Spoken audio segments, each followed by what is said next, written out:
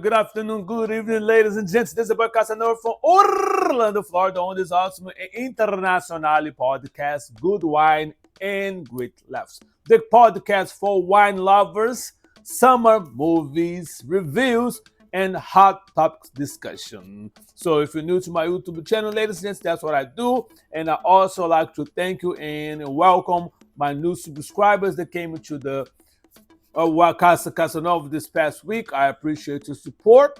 So if you love wine, if you like summer movies reviews, and if you like hot topics discussion, this YouTube channel is for you. If you like the work that I do, ladies and gents, please do me a favor, click on the like button, share this video or any other video that you watch from this channel with at least 5 friends, families that you got. And ladies and gents, and subscribe to my YouTube channel. I appreciate your support. All right. So today is Saturday, August the 9th, 2025. And the weather here in Orlandito will be with a variable clouds with scattered thunderstorms, highest of 87 and lowest of 75 degrees, ladies and gents. And before I start talking about the topic of the day that you saw on the thumbnail, let's talk about the wine of the day. And this wine bottle was selected in this today's episode is dedicated for those that love sweet wine, especially red sweet wines, because it's not too many red wines that are sweet that you can find out there. There are a section of the red wine, but it's not too many available. In my personal opinion, there are things that wine that I experienced so far. I may be wrong. If somebody that's a wine connoisseur, please let me know. Make some comments, because I'm an amateur. I know a lot about wine, but I never went to school about it. It's just things that I dedicated myself to learn on my own. All right. So this wine is from Greece. You can see the bottle right there. In the picture of the wine bottle, ladies and gents, is always available on my social medias. So it's called the Mavrodaphni of Patra, Mavrodaphni, something like that. I can pronounce Mavrodaphni of Patra. That's what it is. All right. Once again, it's a product of Greece, and it states right here, Mavrodaphni of Patra is a wine of world renown coming from Greece. It has a bouquet full of raisins and dates, and on the palate, dried fruit flavors develop. It is delicious with cheese or fruit, refreshing as aperitif, as well as an accompaniment to a rich stew or with game. Recommended to be served chilled, ladies and gents. This is it doesn't tell me the vintage. There's a number right here, but I'm not sure. I'm looking at the label. Sometimes it's hidden somewhere. It doesn't say the vintage, ladies and gents. The only thing to say here, that's a 24 number right here with some Greek letter. I'm not sure. The only thing that can inform you, ladies and gents, is the alcohol percent of this wine is a 15%. So that's what I like. So let's see what this Greek sweet wine is all about. First of all, I'm just pour a little bit just to air out over here. Sparks like tight. There you go. I'm gonna use my decanter right here.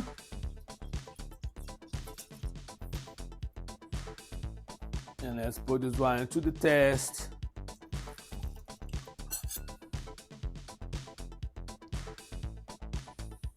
The red color is not like ruby red,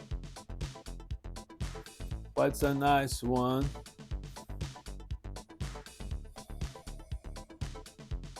Definitely the bouquet. I feel I smell raisins, but like very, very like it's the end, like a got a deep, deep.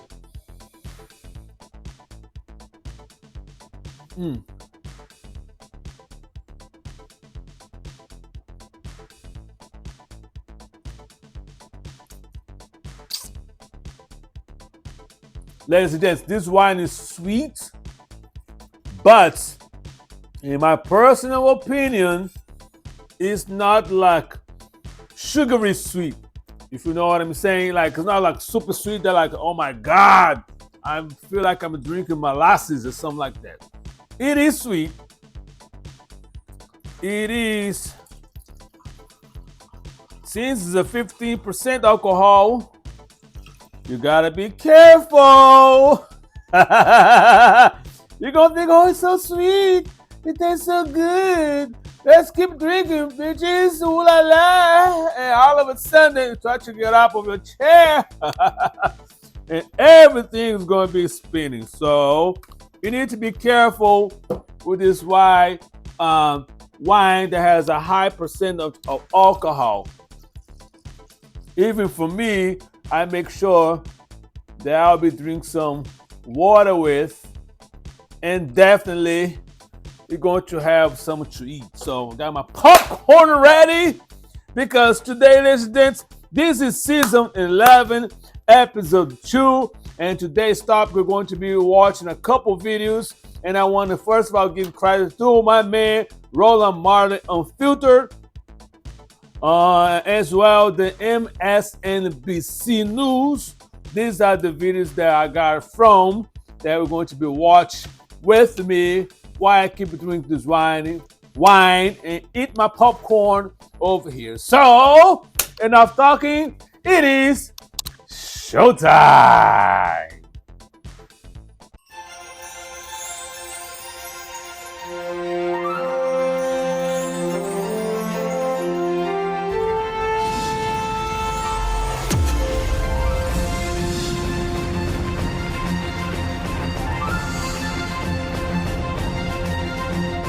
Don't y'all know a hit dog will holler? Well, that's Texas Republicans, as the governor of Texas, Greg Abbott, is angry, upset, saying he is going to go after Democrats, jail them, fine them, try to kick them out of office because 51 Democrats have fled the state, went to Illinois, because that keeps the Republicans from having a quorum in the House and stopping them from passing racist gerrymandered maps. Now remember, Donald Trump told Texas, I need 5 seats. Go get me 5 seats. So as a result, they said, okay, we're going to redraw congressional maps in the middle of the decade. Now, normally this happens once every 10 years. Now, they drew the maps in 2021. They were Republican maps in 2021. They then said, oh no, race had no factor in any of this. Race had nothing to do with the maps that we drew. Donald Trump then has his Department of Justice send a BS letter claiming that these are unconstitutional racist maps. So Texas goes, okay, that's the justification for Greg Abbott calling a special session in order to change the maps. But here's the problem, y'all. See, political gerrymandering, Supreme Court says that's allowed. States have jurisdiction. Now, the state Supreme Courts can overrule political gerrymandering. But racist gerrymandering, that's still against the federal law. And the Supreme Court has actually ruled against racist gerrymandering. So Texas goes, okay, hold up. We need to switch this thing up. So no. So we're not redrawing maps because of the letter from the DOJ. We're redrawing the maps to gain political power. That's partisan gerrymandering. But you're actually doing it because the pretext was the letter from the DOJ. And then they didn't even want to call in the DOJ folks to come and explain why they called it unconstitutional. In fact, just last month, Texas was actually defending the maps in court, saying they weren't based upon race. Here's Greg Abbott on Fox News. Abbott joins us now. Thank you so much. Can you tell us from your perspective, what is the issue? Why did they leave?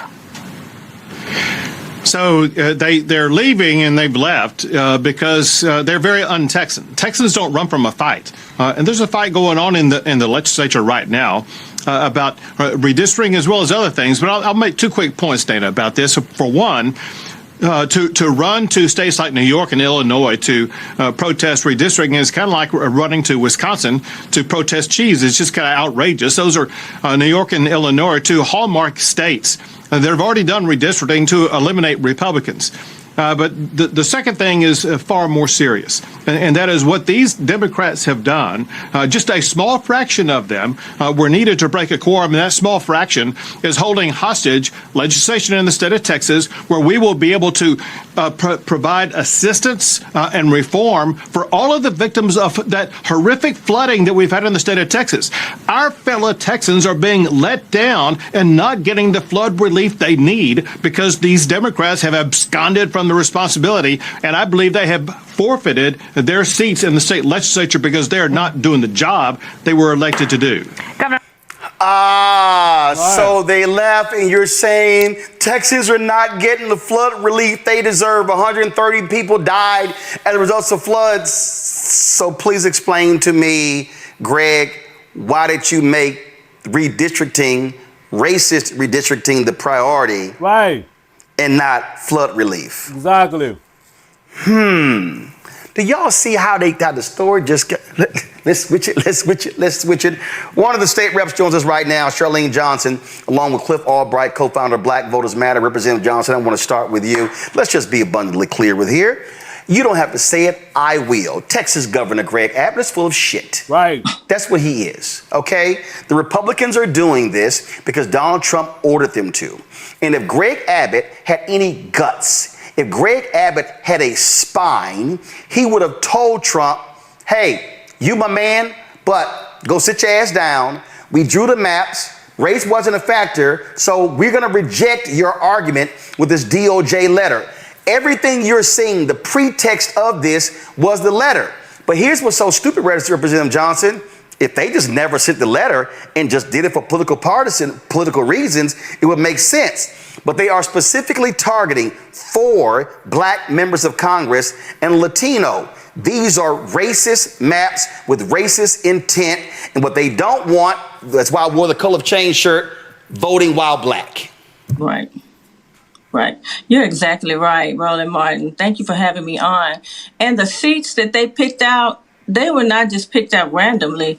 They were picked out on purpose because those 4 seats represent minority districts, but they also represent people who have spoken out against Trump. Right. Al Green always calls out Trump. Mark Vesey, Sylvia Garcia, these are Democratic seats that they went after. So you mean to tell me that these are the only seats that you could pick out? As diverse as Texas is, we need to have more representation of color in D.C.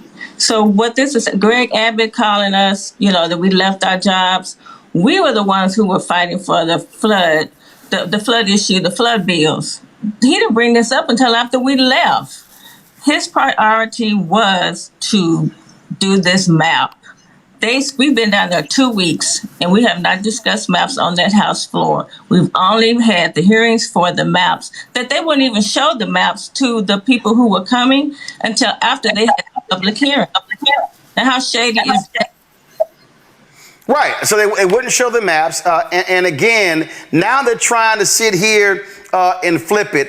Y'all get the video ready of the leader of the committee who was trying to say, oh, no, this is about, Trump won these districts and this is about the map according to how he won. And we should be rewarding the folks. That's not it. We should be rewarding the folks. He should be rewarding that. No, what you're doing is you're screwing the people because 61% of Texas is minority, yet 61% of the folks who vote are white. And what the Republicans in Texas want, they want more white Republican representation in Congress. They do not want to see people of color represented in Congress.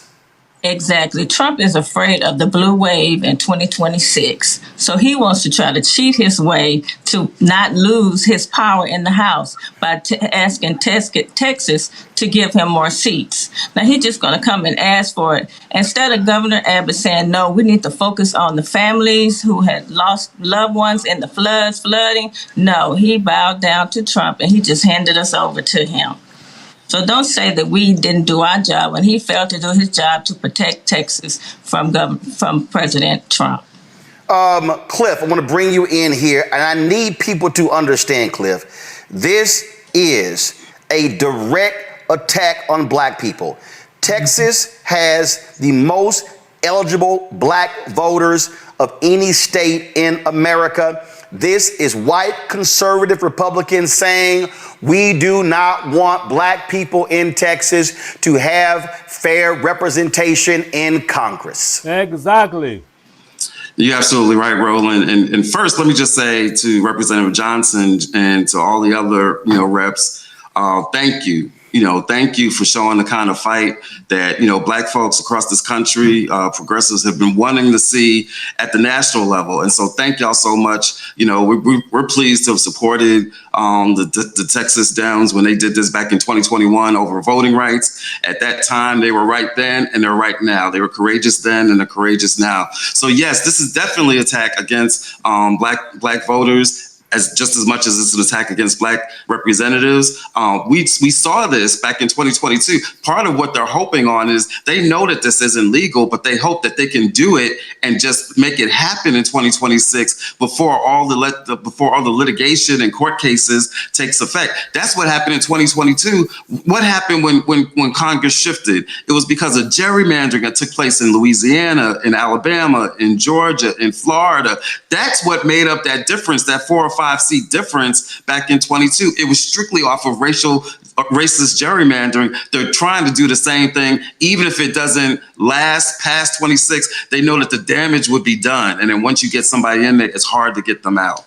Well, and let's unpack that, because what people don't understand is we had Tarrant County Commissioner Lisa Simmons on last week. So first of all, the filing deadline is in December for the March primary. And so if they're able to pass these maps, the court case is not going to happen in 3 or 4 months. And so the Supreme Court has a rule that, you got to have a certain amount of time to allow voters to prepare for the election. And so what Texas wants to do, Texas wants to pass these maps. Now they become the new maps. Lawsuit is filed. Filing deadline for the new maps is in December. So the primary in March and the general election in 2026 is based upon the new maps, not the old maps, locking in 5 new members. And then you're going to have litigation. Those maps could very well stay in place for the 2028 midterm elections. And so let's just say the Supreme Court overrules Texas, then the old maps or newly redrawn maps are not in effect until 2030. Representative Johnson, that is their strategy. Exactly. Call it what it is. It's a power grab. It's a power grab for Trump to take over power of the Congress, of both the House and the Senate, but he really wants the House. This is a racial attack on black and brown voters and representation. He is afraid because he knows that his approval level is in the trash. It's going down further and further down because people are realizing that he did not keep his promises. He did not reduce the cost of eggs. He did not reduce the debt. He did not keep his promises. Therefore, he should not keep his job. But he wants to come to Texas to do a power grab and attack on black and brown. We are tired of it. We are saying we are sick and tired of it. We are sick of the attack of our people, and we just not do anything about it. So we had to fight. The best way we knew how is to do a quorum break and not give them the opportunity to vote that map in. We were ready to fight. We were ready to stick together. But here's the key right here, Cliff, and people watching to understand. The proper language must be used. It's actually a mistake. So for the purpose of the lawsuit, Democrats should not actually call it a power grab, should not call us in partisan gerrymandering. They have to specifically say this is racist gerrymandering, because when the lawsuit is filed, then they're going to enter into evidence that was the point, which is why State Representative Yolanda Jones, when she was on the redistricting committee, which she actually resigned from, they told people testifying they couldn't take sides. So people were commenting on a process, never seeing the maps, because they wanted there to be non-racial language discussed. So when the lawsuit is filed, they can say, well, the people testified, but race was never brought up. Exactly. It never was a fair process. And you're right, we have to call it what it is. It's a racial attack. It's racial mandering. That's what it is. Cliff, speak on that. And Cliff, for the purpose of people understanding, y'all have filed numerous lawsuits. So explain why the language must be proper, because when you file the lawsuit, it's going to be based upon the reasons for the lawsuit. Yeah, that's right. Many a case has been lost, not so much because the case didn't have merit, but because the way it was framed, because the language that was used or the issue that was raised simply wasn't the right issue, especially when you're dealing for court like this Supreme Court that we know isn't legitimate, that is looking for any reason to throw out any of our lawsuits against the racist gerrymandering. And so, you know, I know that our friends that are, I'm sure that's going to be on this, folks like Legal Defense Fund and others, you know, they're going to get it right. They just have to have like the ammunition, the backup, the evidence and the testimony. But at the end of the day, part of that testimony is going to be this. Part of the reason that we know this is so racist is that you pointed out the hypocrisy of Abbott a little bit earlier on. Here he is talking about, you know, oh, we can't leave these seats vacant, right? They abandoned in their post. This is the same Abbott that has left District 18, right, after the death of Sylvester Turner, has left that vacant. So clearly he's not in a rush to fill seats, because that's a seat that should have been filled. Right. But what's the commonality between that seat and these seats that they're targeting? Again, black representation and black voters. It's all racist. And so again, and I need everybody watching, again, please listen. The language you use is critically important. Now, I need y'all to see how they're trying now to flip it. Let me say it again. The Trump Department of Justice, that idiot Dylan, whatever her name is, this all started because they sent, and actually, truth be told, they kind of screwed up, but not necessarily. So here's what they did. I need to unpack it for y'all. They sent a letter saying your seats are unconstitutional. They were drawn based upon race. Texas Republicans are on record by saying they were not drawn based upon race. Then they go special session. Then they flip it to, oh no, it's about power. Here's the chairman of the committee. Listen to what he says, because he's trying to now run from the race aspect. Listen. I've seen no evidence that this was racially drawn. This is a political performance map. I haven't looked at those. The question I had when I looked at this and I was evaluating it myself was, does this improve the political performance of Republicans in Texas, which is where we have been trending, and what we need to do to respond nationally. This is not just a Texas issue. It's a nationwide issue. It's perhaps one of the biggest issues that we're taking up. And when we've seen all of these blue states overperform with their maps and Texas is underperforming, that puts Republicans at a distinct disadvantage nationwide, and it's right for Texas to step up. So I have not seen any evidence that this map was racially based. What I have seen is evidence that this map was politically based, and that's totally legal, totally allowed, and totally fair. To be Guys, what are you doing?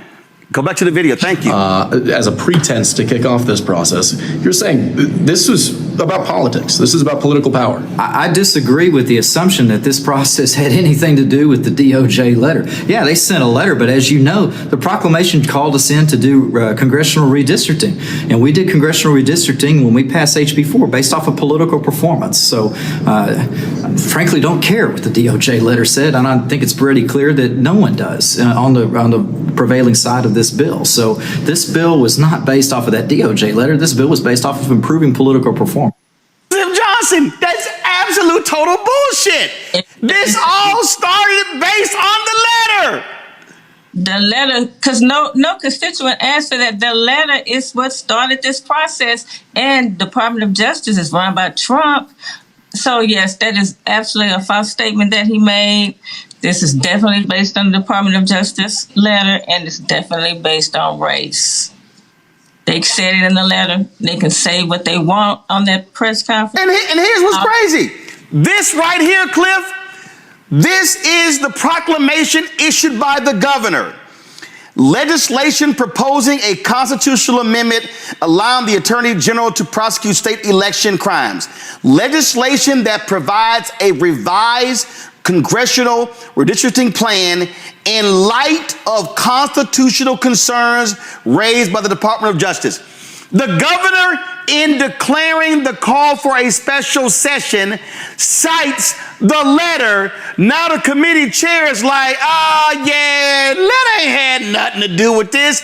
It's literally the reason why the governor called the special session.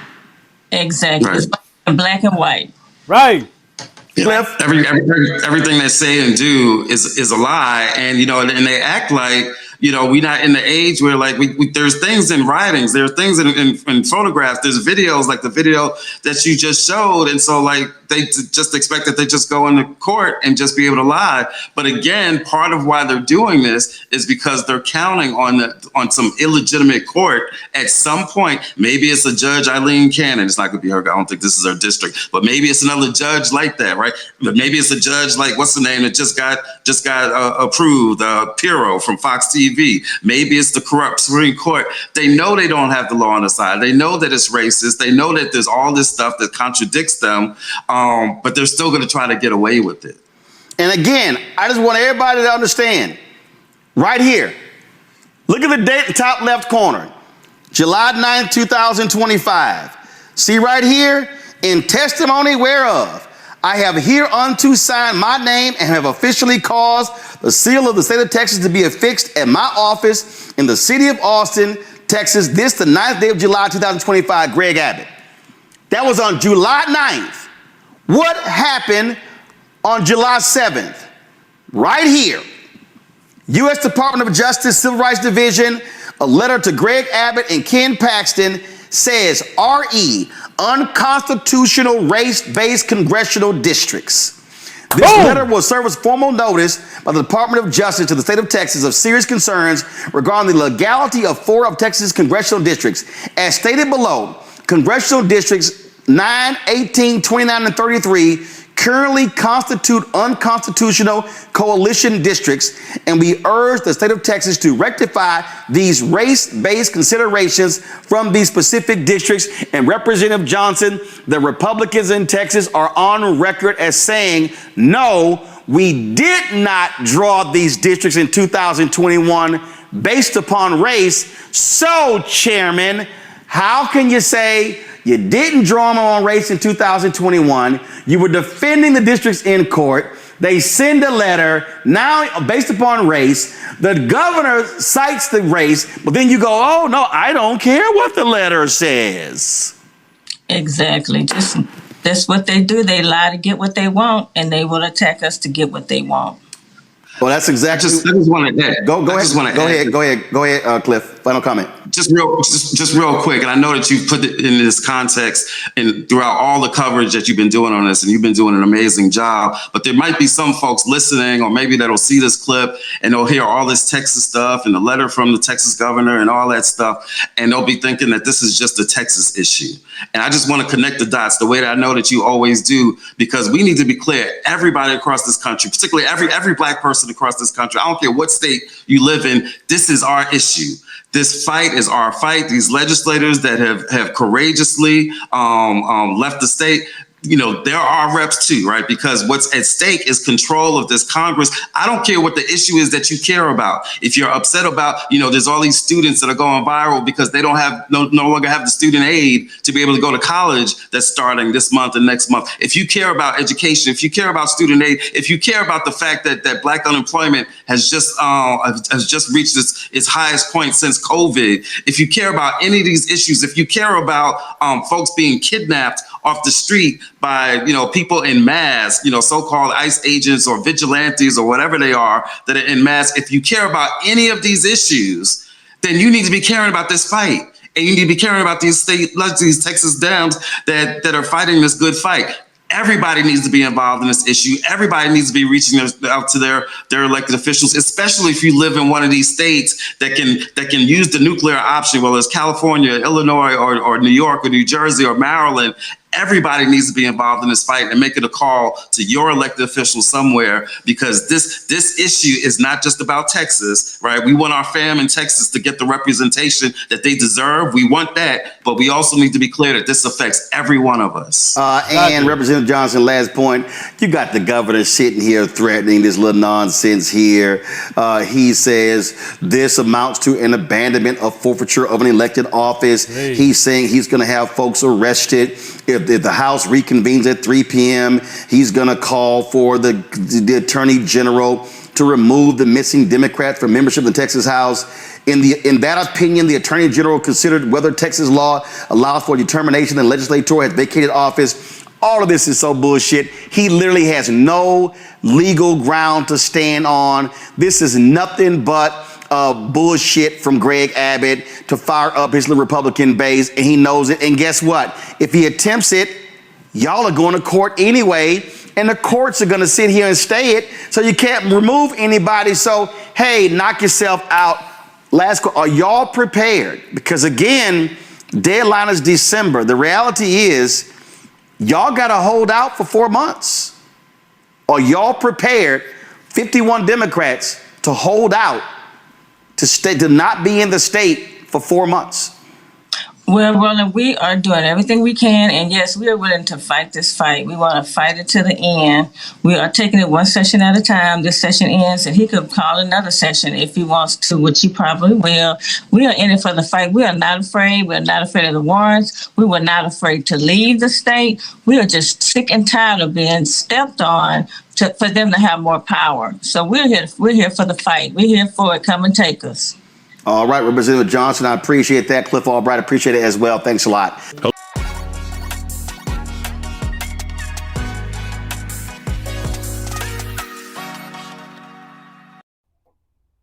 But this isn't the first time Democratic lawmakers in the Lone Star State have left in protest of their Republican opposition in the State House. In 2021, they fled to Washington, D.C. to deny Republicans the quorum needed to pass restrictive new laws on voting. Among those Democrats who helped in organizing the walkout was a young first-term Democratic state representative named Jasmine Crockett. The civil rights lawyer went on to win a seat in Congress and has been one of the most prominent national voices against the GOP's redistricting efforts. And joining us now is the lady herself, Democratic Congresswoman Jasmine Crockett of Texas. Congresswoman, thanks so much for being with us. And so you're a veteran of this 2021 effort that definitely, it shaped a lot of headlines, but at the end of the day, the national conversation was stoked about voting rights legislation, but nothing happened nationally. What's different at this moment?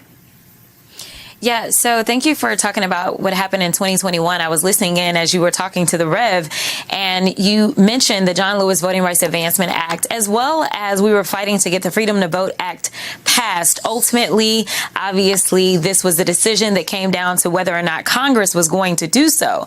But at the end of the day, the story that most people don't talk about is the fact that this terrible voter suppression bill actually got a little better. Did it get good? Absolutely not.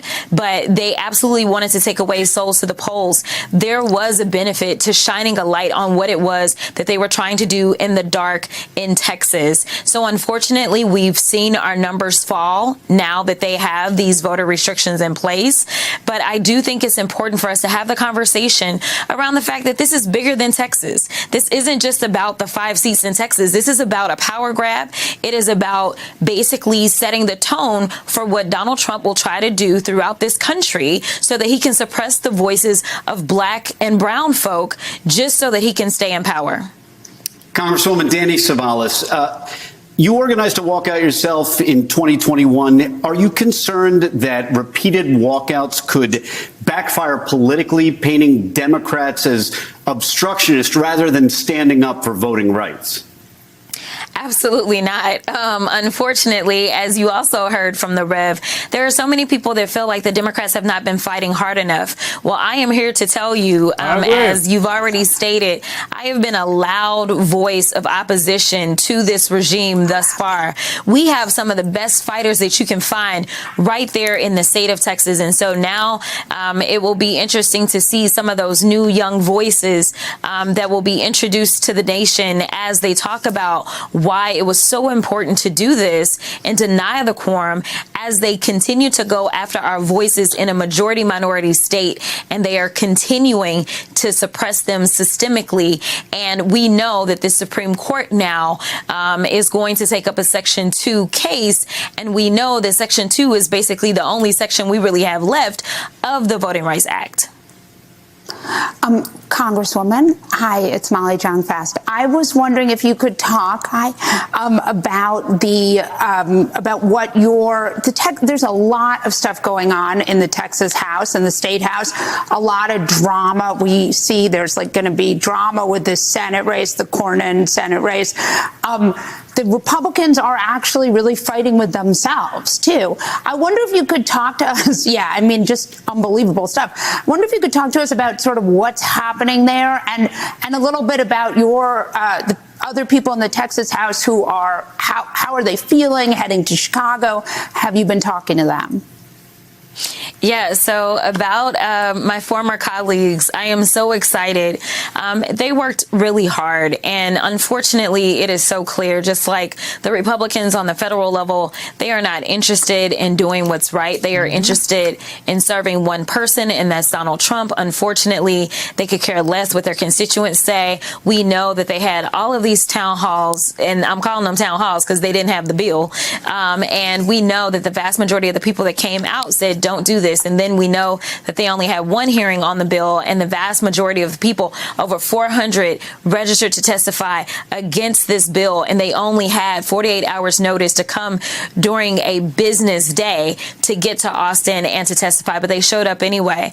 But when you talk about the dysfunction within the party, I'm sure you have seen the headlines from my friend from Georgia as she's now come to the realization that maybe the Republicans aren't big fans of women, and she's coming to these other realizations about the Republican Party. I think it is something to be said that there's MAGA and then there's Republicans. And I think that's what you're even seeing that's going to play out in this Senate race. I will be honest with you and tell you that Senator Cornyn is a Republican. I will be honest with you also and tell you that Ken Paxton is MAGA through and through. We're talking about someone who had been under felony indictment in the state of Texas for almost a decade. In fact, he was indicted before the felon in the White House was indicted. We're talking about someone who had been under federal investigation. We're talking about someone who was impeached by his own party and then was not convicted as his wife sat in the jury on the Senate side. And now she has said, I want to divorce you. And she's stating that it's biblical reasons. And I guess it had nothing to do with that fake Uber account that he had when he was going to see his mistress that was a part of his impeachment trial. Let me tell you, there is drama on top of drama, and there definitely are no family values whatsoever to be found.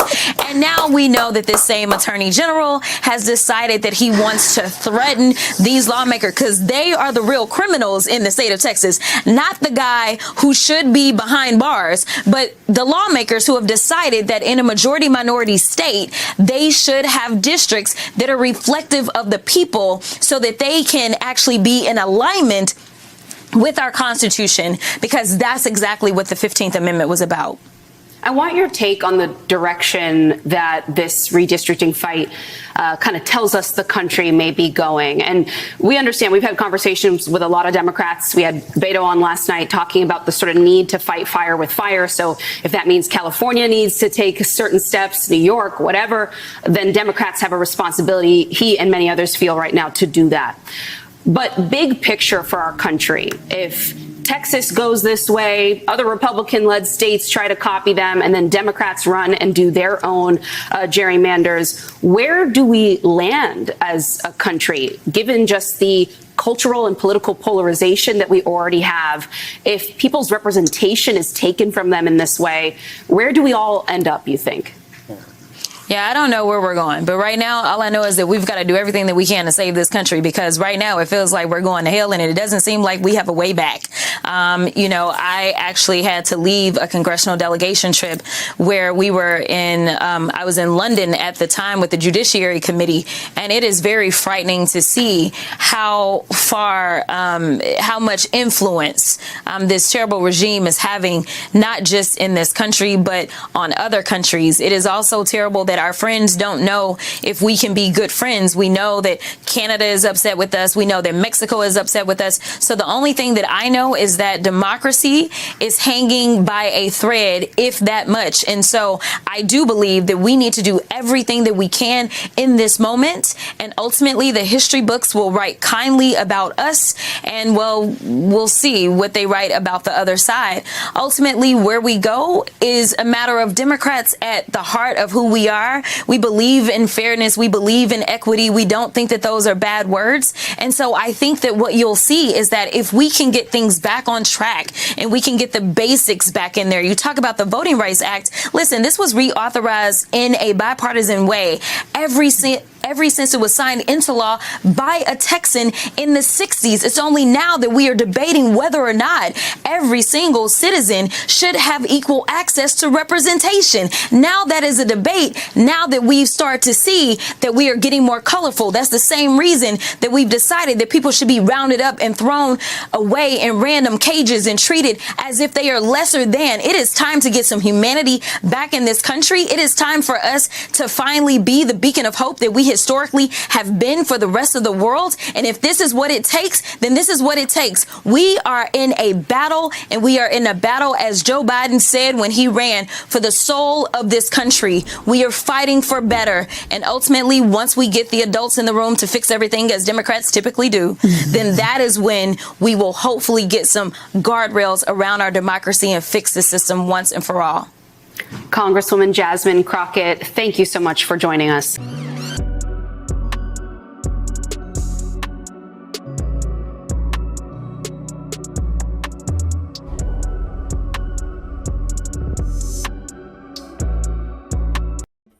And ladies and gents, as you watch with me these two videos, I'm about to give my 2 cents, but I forgot to talk about this one as far my rate is concerned. I personally am not a fan of sweet wines, like I said before, but for sweet wine, this one right here, I give a 10. It's very tasteful, very good, 50% alcohol. Like I say, be careful when you're drinking this one. Make sure that you're home, you're in a nice, comfortable settlement place that you settle. You don't have to go nowhere, you don't have to drive. It's a relaxed moment for you to enjoy a nice bottle, a nice glass, a nice bottle of wine. This wine is for you, for those that love sweet red wine. Highly recommended. All right, so let's jump on the topic, okay? So I was making a couple notes right here. So for those that are new to my YouTube channel, just let you know, if you see me with my head down, something like this, I have my note composition book that I make notes so I can make some comment, give my 2 cents about what I think or about what I'm. Sometimes you're gonna see me here, y'all holler, y'all screaming, but deep informations that I like to talk about, I write it down. So when it's time for me to give my 2 cents, what I think about it, I don't forget. So first of all, I like to start with I don't need my glass to read, so sometimes you're going to see me take my glass on and off all the time. This is a message for all the veterans, to all Latinos, to all farmers, to the Muslims, to the gays, to the healthcare professionals who vote Republican. You already probably felt the pain in your hiney dealing with this administration, because the veterans benefits has been gutted. Okay, the farmers, they are losing all the things that they plant. That's supposed to be being elected right now. The harvest, all the harvest that they plotted for this summer to be taking care of it, gone, wasted, because the most people that do the work, this hard work, are Latino people. For all those Latino people that believe, even though it has been said on the Republicans convention, they have signs. If you have a now slow mind or amnesia, can remember shit, go back. You can go to YouTube right now, Google the Republican convention for in November, before the election of the November election. You can see there's many signs of mass deportation. So for the rest of us, want to go to the grocery store and the price of all groceries are high, the price of coffee is high because he put high tariffs in Brazil and other Latin countries that produce coffee, don't complain about. And then for the healthcare professionals, a lot of people, a lot of hospitals, rural hospitals are being closed. They are shutting down. They closed this hospital. So now, if you used to doing a Democrat administration, doing the Biden administration, because they always like to talk Biden this, Biden that, by Biden administration do not close no rural hospital. The truth has to be said, ladies and gents. If anybody knows that any rural hospital has been closed during the Biden administration related to the Biden administration itself, please make a comment.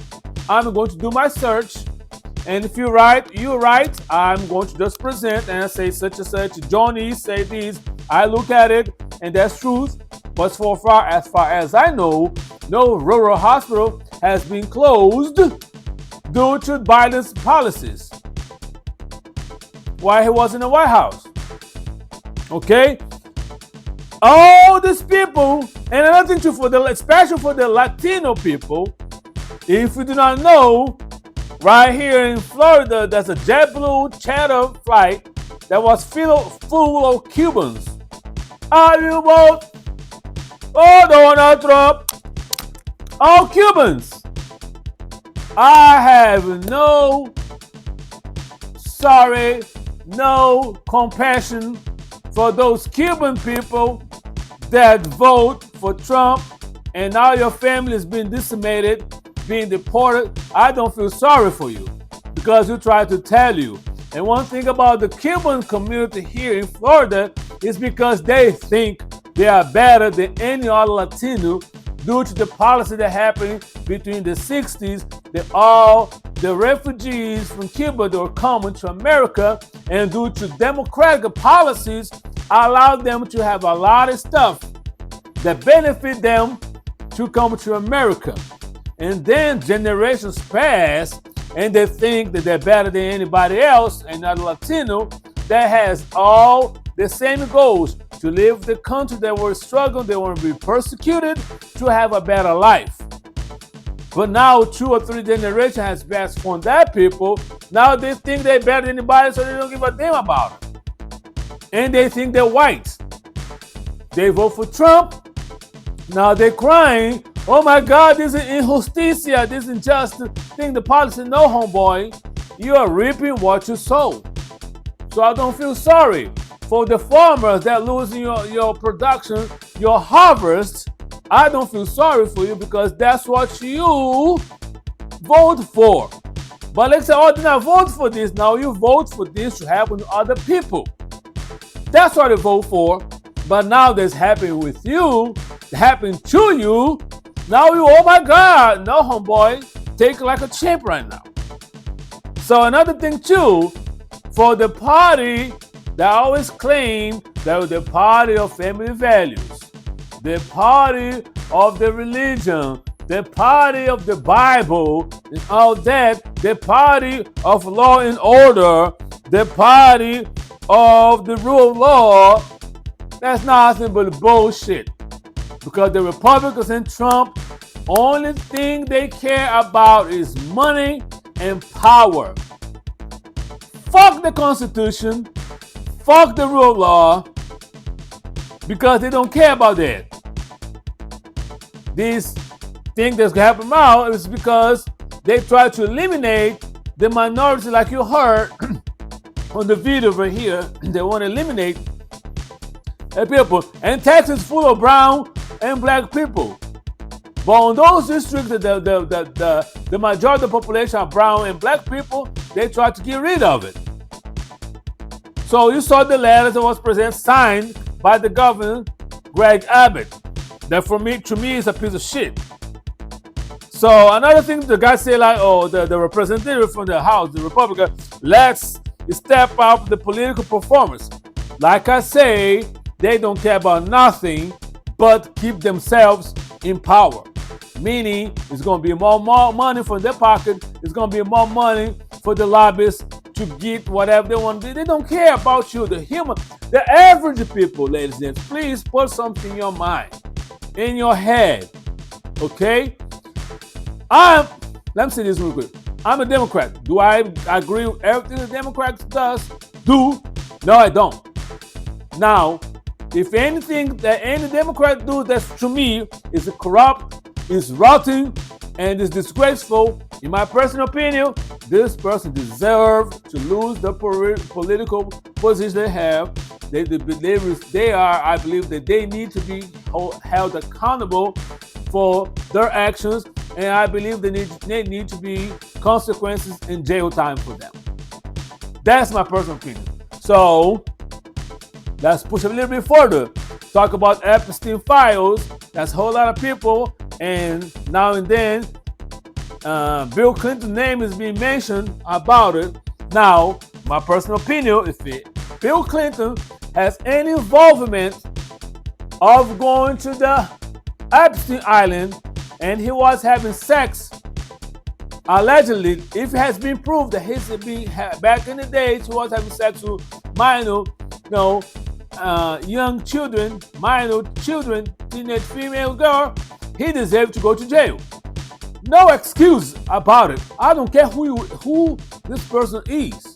If you commit crime, sex abuse against children, it doesn't matter for 30 years ago, 50 years ago, it doesn't matter. In my personal opinion, you deserve to be held accountable and you deserve to be thrown in jail.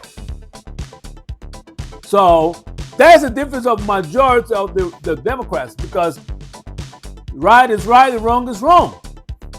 Period. So now, and another thing too, for all minority, a black fight is a minority fight, because all the benefits that any minority group has, the Muslim, how are working for the Muslim right now to vote for Trump? Now they try to defend Gaza, the Palestinian people, and it has been devastated. We try to tell you, but you decide to listen to Trump, that's a liar, instead of vote for Kamala. Was Joe Biden policies all perfect? No, there's no policy that's 100% perfect. But at the end of the day, the majority of people now is going to be benefit of it. That's some fix, and then they need to be done one step at a time to fix to have a ground environment for everybody. You know what I'm saying? And one thing that Jasmine Crockett say is have to time some humanity to everybody. Okay, I'm going to close with this. Let me give you just an example. Personal experience, okay? On the first Trump administration, once he changed the IRS laws, I personally paid over $20,000 in taxes for the whole year of my income. I paid $20,000. Was on my W-2. Meanwhile, Jeff Bezos, the owner of Amazon, pays zero. Now, which sense does that make? That all these billionaires that don't need, they already have enough money. And I'm not trying to knock out, if you're a billionaire, if you have a business, fine, kudos to you. But remember that your business is the foundation of your business are the people that work for you. If you don't give a shit about your employees, if you don't care about your employees, but you'll just make money, and then have more tax cuts for benefit to your pocket. That's what I have a problem with. I don't have a problem to pay my taxes if it's going to benefit to have better schools for all the children, better education for everybody equally, not just because you live in a certain neighborhood that you have the top of line computers and books and everything else. Meanwhile, on the go back 2 blocks, that was the minority children, and they have the books of the 1950s being taught in school. I don't have a problem and have hospitals available for pay my taxes to have hospitals available for everybody. Instead, they have a huge health care hospital bill that's going to break the bank. It's going to mess up your credit that you cannot pay off for it. I don't have a problem to pay my taxes that I know that all the roads are being taken care of it and there's no tolls because my tax is going to be used. I don't have a problem. You can call 111, but since it's going to benefit everybody, I don't have a problem. That's how the tax should be used. And AOC said one thing that's beautiful. It doesn't feel good as a human being, as look at our society, that you still have people struggling. It's not because some people have go to drugs or that I'm talking about people that working 2, 3, 4 jobs just to have ends meet. The cost of living is increasing like off the roof, but meanwhile we cannot afford.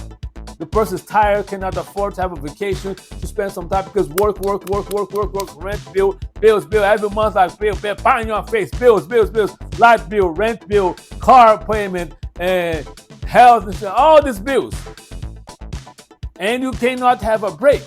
Meanwhile, like I say, these filthy health people get all their money and there's no issue, nothing that they can pay their share for. So if I'm paying my share for our taxes, they also should pay the fair share of their taxes. That's all I'm saying, ladies and gents. Ooh, some thunder. Oh.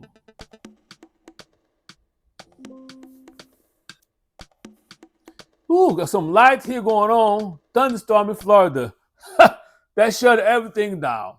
So ladies and gents, on that note, now please be safe, be bad, no, be blessed. Please be safe, be kind, be blessed, and do the best of what you can do with what you got, ladies and gents. Salute.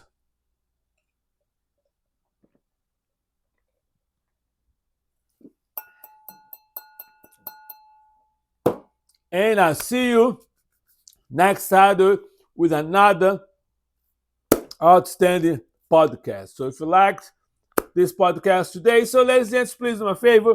Click on the like button, click on the subscribe button if you're new to my YouTube channel, and share with your family, friends, at least 5 of them, this video. And I appreciate your support.